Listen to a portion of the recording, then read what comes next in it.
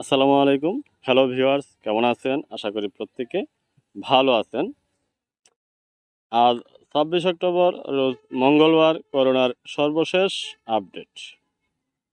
গত ২৪ ঘন্টায় মোট নমুনা পরীক্ষা করা হয় ২০,৭৭৩ জন।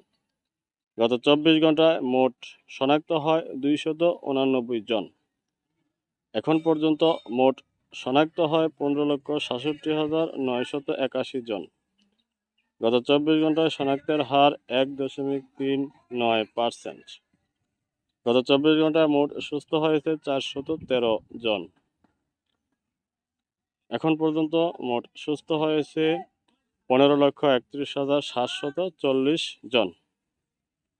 গত ২৪ ঘন্টায় মোট মৃত্যুবরণ করে ৫ জন। এখন পর্যন্ত মোট মারা যায় ২৭,৮২৮ জন।